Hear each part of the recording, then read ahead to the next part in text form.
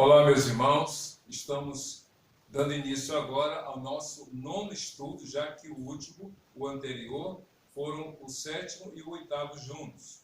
A gente falou sobre algumas coisas importantes para o nosso conhecimento. E nesse nono estudo, dessa primeira etapa, que tem a ver com a história da Igreja Batista, a gente vai conhecer um pouquinho do começo, né? Como começou o movimento batista, como começou o trabalho batista, em que lugar e como ele se expandiu, ou para onde ele se expandiu. É muito interessante a gente estudar isso, porque a gente precisa ter uma base, a gente precisa saber não apenas do grupo do qual fazemos parte, mas como esse grupo começou e como realmente a gente tem se desenvolvido como denominação. É claro que a gente está estudando, a razão pela qual estamos estudando esses temas, história dos batistas, princípios batistas e doutrinas batistas, é primeiramente uma questão de preparação para o concílio. A gente está na expectativa de que no mês de junho, a gente tenha então o encerramento dessa quarentena em nome de Jesus, e aí a gente pode, conversando com a Bíblia Barra, pensar nas condições para que a gente seja examinado pelas outras igrejas e, aprovados, sejamos organizados como a mais nova igreja em Duque de Caxias. Aguardamos, oramos para isso, embora os tempos não sejam favoráveis, mas nós cremos que Deus tem todo o poder para interferir, para agir em favor do seu povo, como ele tem feito até agora.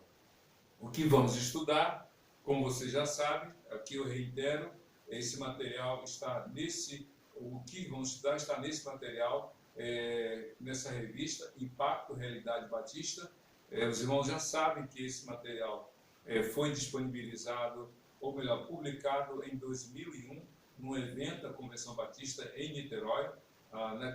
Naquela ocasião, todos os participantes receberam esse material, e eu estive lá, participei, que foi em Niterói, recebi e guardei. Deus sabe o que faz. Eu não tinha ideia o que Deus iria fazer comigo e com os irmãos, né, nessa ocasião. Mas Ele nos preparou para isso. E agora estamos digamos assim, enraizando na questão das convicções doutrinárias, nas questões daquilo que diz respeito aos princípios bíblicos que regem a nossa vida pessoal, a nossa vida familiar e a nossa vida como igreja.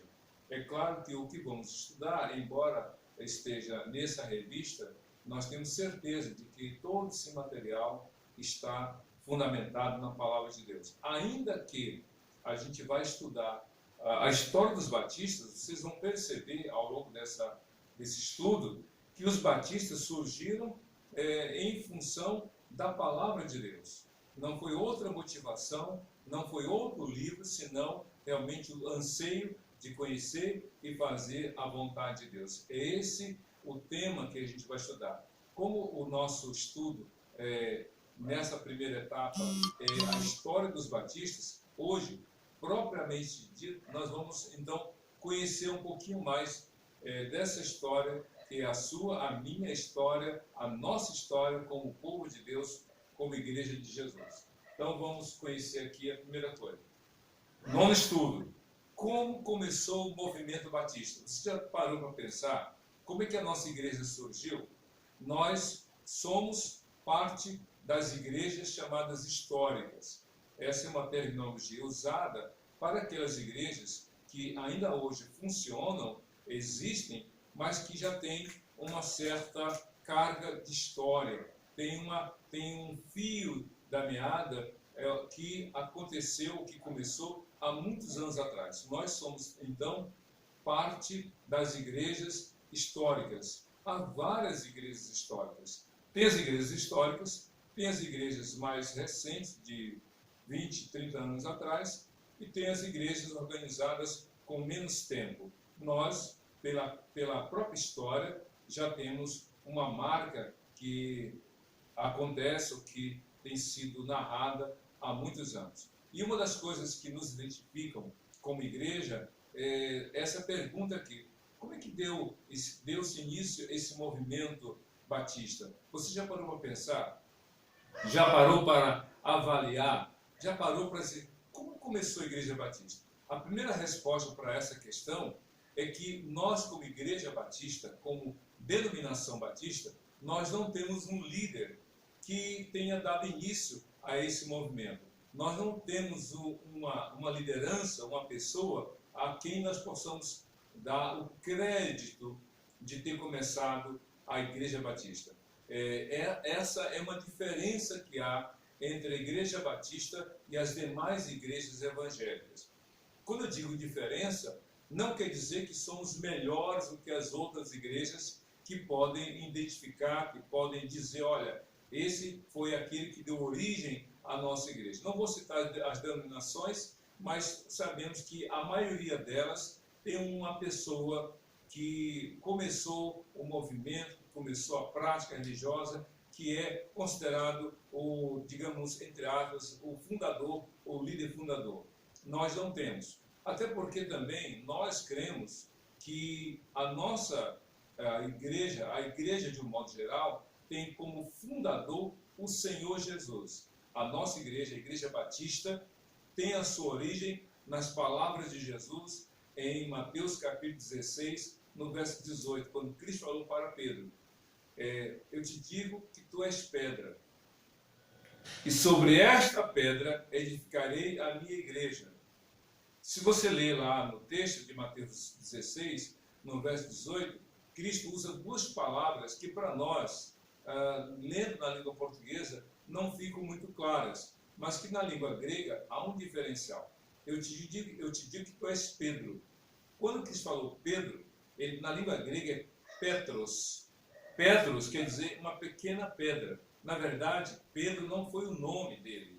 Pedro foi um apelido que Jesus deu, porque o nome dele era Simão. Simão. Mas Cristo colocou o apelido de Pedro. Assim como Cristo colocou apelidos em outros, como, por exemplo, Tiago e João foram chamados de Boanerges, ou seja, filhos do trovão. Então, Jesus disse para Pedro, tu és Petros, uma pequena pedra. E sobre esta pedra, aí ele usou a palavra Petra. Pedra quer dizer rocha. Mas uma rocha tão grande, tão forte, que é capaz de suportar a edificação de um prédio, de uma casa grande. Tu és uma pequena pedra, mas é sobre esta pedra que eu vou edificar a minha igreja. E que pedra era essa? Era a declaração que Pedro havia feito antes. Senhor, nós sabemos que tu és o Cristo, o Filho do Deus vivo. E aí Cristo então completou, bem-aventurado Simão Barjonas tu, porque o que tu falaste não foi revelado por homens, mas o próprio Deus te revelou. Ou seja, o Deus, que é o meu Pai, te revelou que eu sou o Cristo, o Filho do Deus vivo. Pois bem, é esta pedra sobre a qual Cristo é o construtor, o edificador. Ele é, ao mesmo tempo, o alicerce e o edificador, o fundamento e aquele que dá origem e edifica a sua igreja. Então, nós batistas cremos que a igreja de Jesus começou realmente do próprio Senhor, mas como nós temos aprendido, em termos históricos, a igreja batista não tem uma liderança. Mas, por outro lado, embora não haja uma liderança, uma pessoa que tenha dado início, a gente tem que observar o seguinte, igrejas batistas surgem resultante de leitura bíblica, ou seja, o que a gente está aprendendo é que as igrejas evangélicas, a igreja batista em particular, elas surgiram espontaneamente à medida em que as pessoas crentes começaram a ler a Bíblia. De alguma forma, no coração desses servos de Jesus, houve uma inquietação diante do mundo em que eles viviam.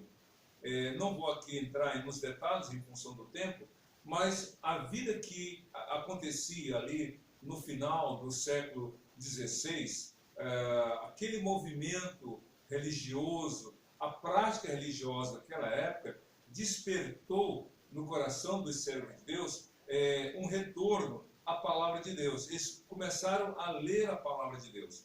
e lendo a palavra de Deus e vendo as coisas que aconteciam ao seu redor, os usos e costumes, as práticas religiosas, então esses servos de Deus decidiram dar origem ao movimento batista. Foi assim que realmente começou a nossa igreja. Esse movimento que foi dado o nome Movimento Batista é porque as igrejas batistas surgiram naturalmente à medida em que os servos de Deus passaram a se alimentar, a estudar a palavra do Senhor. Outra coisa importante, já aqui vendo os aspectos cronológicos, no século XVI, vocês sabem, eu creio que a maioria de nós tem conhecimento, que a reforma protestante foi realizada, feita por Martinho Lutero. Martinho Lutero era católico, monge, era professor do mosteiro na Alemanha, em Wittenberg, na Alemanha, ou Wittenberg, na Alemanha, como alguns falam, e ele então, estudando o livro, a Carta de Paulo aos Romanos, ele tinha que dar aula sobre a Carta de Paulo aos Romanos, e lendo o capítulo 1, versos 16 e 17, a história conta que Martinho Lutero foi impactado por aquela palavra. E que palavra era aquela? É o que está lá, Romanos 1, 16 e 17. Porque não me envergonhe do Evangelho, que é o poder de Deus para salvar todo aquele que nele crê. Primeiro do judeu e depois do grego. Porque a justiça de Deus se manifesta de fé em fé, pelo que está escrito. O justo viverá da fé. E aí a gente lembra que Paulo está citando Abacuque 2,4. Quando ele leu esse texto, Martinho Lutero leu o texto, ele foi impactado e entendeu que a fé, ou melhor, que a salvação não é por obras. Embora Lutero fosse já um monge, um teólogo, doutor em teologia, ele ainda não tinha certeza da salvação. Na verdade, ele tinha medo do inferno, estava apavorado. Se morresse na vida que levava, ele estaria fadado, destinado ao inferno. Então, diz a história que Martinho Lutero se converteu entregando a sua vida a Jesus. E a partir dali, ele começou a olhar a igreja da qual ele fazia parte, que era a Igreja Católica, e lendo a palavra de Deus, então ele afixou nas portas da igreja de Wittenberg, na Alemanha, as chamadas e conhecidas 95 teses da sua reforma. E foi assim que esse movimento reformista, esse movimento chamado Reforma Protestante. E por que Reforma Protestante?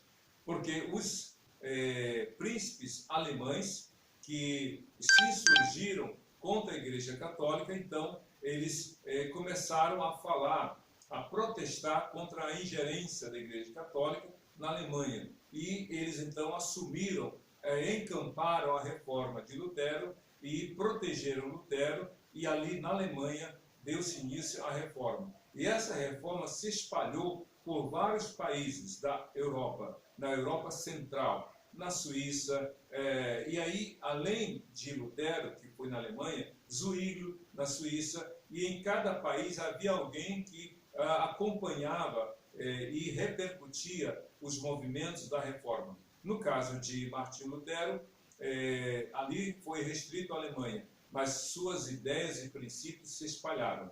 E juntamente com os reformadores ali da Alemanha, surgiu um grupo chamado Anabatistas. Esses anabatistas também, lendo a palavra de Deus, viram que o que era ensinado não era de acordo com a palavra, de acordo com a Bíblia. E eles criam que era necessário que as pessoas fizessem uma pública declaração de fé ao Senhor Jesus e que, em consequência dessa declaração de fé, fossem batizados. Ou seja, eles diziam, no batismo católico, o batismo infantil não tem base bíblica, porque a criança não tem consciência do certo e errado. A criança é inocente. Então, para que o batismo tenha validade, primeiro a pessoa se converte, consciente dos seus pecados, declarando a fé em Jesus, e então seja batizado. E esse movimento foi muito forte. Porém, à medida que esse grupo se fortalecia, a perseguição aumentava. E esse grupo foi praticamente massacrado, a ponto de vários deles terem que fugir para as florestas. E nas florestas, diz a história, eles ficaram ali, foram enganados alguns, porque disseram que eles poderiam voltar, que seriam aceitos, mas foram perseguidos. E uma coisa muito trágica, vários anabatistas, e aí um adendo, eles chamavam de anabatistas, ou foram chamados, porque eles pregavam um novo batismo, ou seja, um segundo batismo, já que o primeiro não tinha valor para a fé cristã. Pois bem, então, vários anabatistas foram jogados, foram mortos após a perseguição. E alguns deles, ou boa parte deles, foram colocados em sacos, esses sacos de arroz e batata, os sacos foram amarrados, e aí as pessoas diziam, já que vocês pregam um segundo batismo, vocês vão morrer no terceiro batismo. E aí jogavam os anabatistas nos rios, e muitos deles, afogados, morreram. Uma espécie de chacota que fizeram com os servos do Senhor. Pois bem, na Alemanha, como na Europa Central, os anabatistas se fortaleceram, porém, muitos deles foram dizimados. Ainda hoje, há igrejas anabatistas, inclusive em Duque de Caxias. Eu creio que eles são resultados desse movimento que começou no século XVI. Outra particularidade é que no século XVII, as igrejas batistas se uniram ao movimento puritano na Inglaterra. E esse é um detalhe muito interessante. Enquanto que a reforma protestante estava acontecendo na Europa Central e se caminhando para a Europa Ocidental, lá na Inglaterra houve um movimento chamado movimento puritano. E por que puritano? Porque, lembra que eu falei dessa questão da igreja local, ou das igrejas que eram muitas vezes apoiadas pelo Estado e que tinha como o líder do Estado, o líder da igreja? Na Europa, na Inglaterra em particular, acontecia isso. A igreja que surgiu na Inglaterra tinha como líder máximo o rei da Inglaterra. Porém, uma igreja estatal, tendo como líder maior o próprio rei, essa igreja estava sujeita a atender às demandas do próprio rei e do império. E isso fez com que muita coisa dissonante da palavra de Deus viesse a acontecer. Em contrapartida, em sentido oposto, as igrejas, ou melhor, os cristãos, se opunham a essa realidade e eles começaram a fazer esse movimento inverso. Não, peraí, nós precisamos nos voltar para a palavra. E aí houve esse movimento chamado movimento dos puritanos. E os batistas se uniram a esse grupo ou a esses crentes para manterem-se fiéis à palavra de Deus. Se você ler a história, você vai observar que sempre houve uma inquietação, e essa inquietação do mundo da época fez com que os cristãos se voltassem para a palavra de Deus e desejassem voltar ou praticar os princípios que norteavam a igreja chamada primitiva. Um adendo aqui, igreja primitiva é o nome que se dá para a igreja que se iniciou logo depois da ressurreição de Jesus e a subida dele para os céus e a descida do Espírito Santo. Daí o nome igreja primitiva, aquela igreja primeira que o Novo Testamento, do primeiro ao último capítulo, narra. Pois bem, vamos avançar aqui para a gente obter mais informações. Esse movimento dos puritanos na Inglaterra, embora tenha sido uma resposta dos cristãos ao modus operandi, ao jeito de fazer e de viver daqueles cristãos que eram mais perseguidos pela igreja, e uma coisa que eu tenho que observar é que na Inglaterra, esse movimento dos puritanos tinham duas questões muito basilares. Enquanto que a igreja na Inglaterra era uma igreja estatal, a igreja do império, e o líder máximo da igreja era o líder máximo do império, e praticamente os ingleses eram obrigados a atender às demandas e às exigências do império. E aí esses cristãos disseram, não, nós cremos em duas coisas muito importantes. Primeiro, a confissão voluntária de fé, ou seja, ninguém deve ser obrigado a confessar o que não crê. A fé verdadeira não é aquela que é imposta, é aquela que é do coração.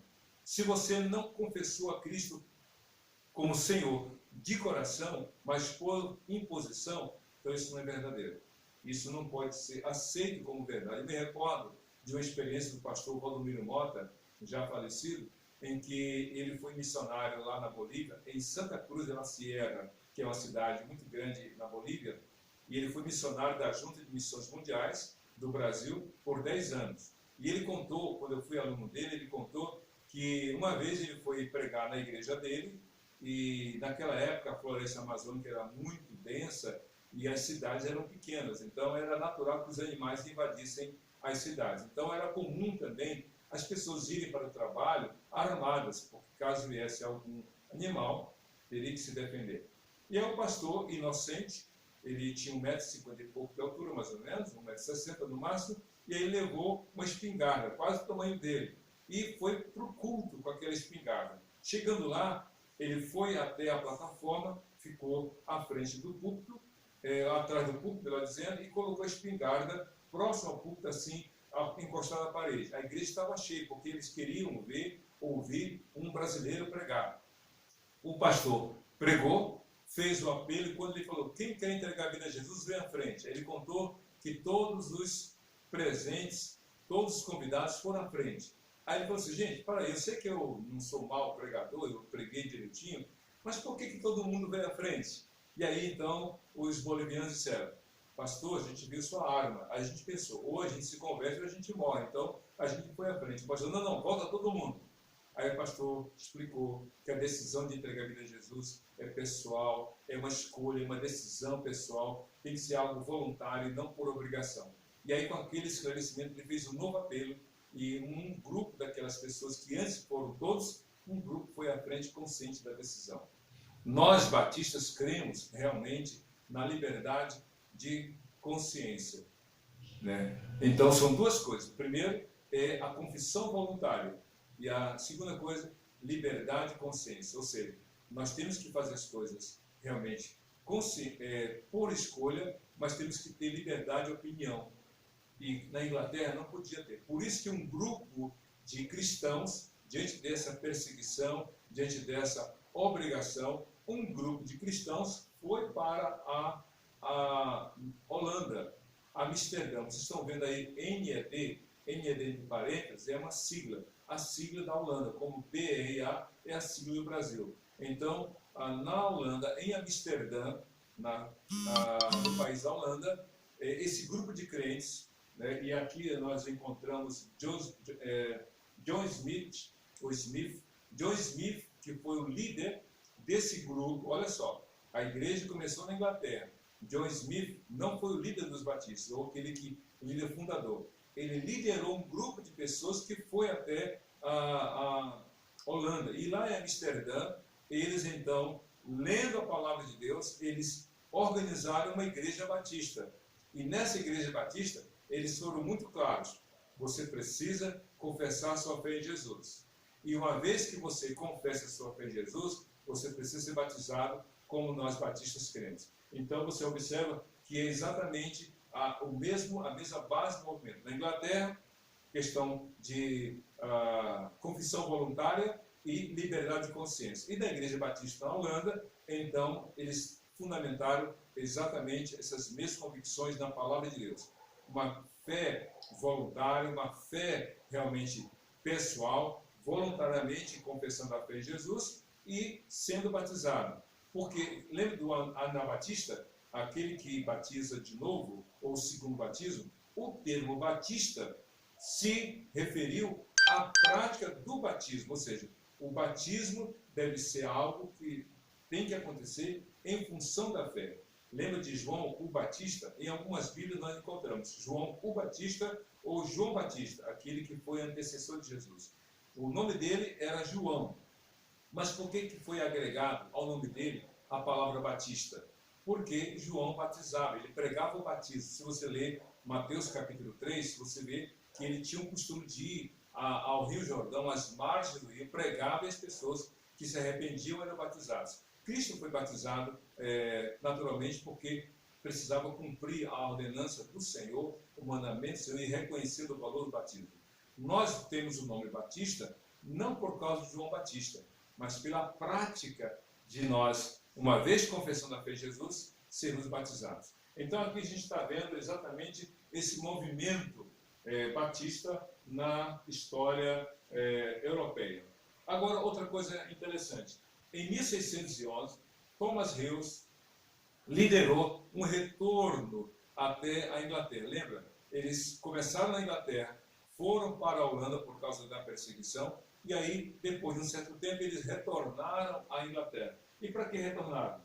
Para dar seguimento e se envolverem no movimento batista, porque já estava acontecendo, apesar de todos os problemas que o Império Inglês e a religião oficial do Império Inglês estava presente, os batistas se mantiveram fiéis ao Senhor. E Thomas, então, sai da Holanda e vai para a Inglaterra. E lá ele escreve um livro, e nesse livro ele coloca novamente as duas questões: confissão voluntária da fé em Jesus e liberdade de consciência. Naturalmente, quem confessa a Cristo deve ser batizado em nome de Jesus. E Thomas é uma referência. Lembre, ele não é o líder fundador do movimento batista. Assim como Thomas, né, e também o anterior, John Smith, são aqueles que marcaram a história do movimento batista. Não há realmente uma liderança específica. Agora, uma coisa interessante é que da Inglaterra, o movimento batista, que já estava consolidado na Inglaterra, da Inglaterra esse movimento se espalhou para a América. Se você ler como a descoberta do continente americano, como alguns ingleses foram para a América do Norte e se espalharam pelo continente ou pela América do Norte.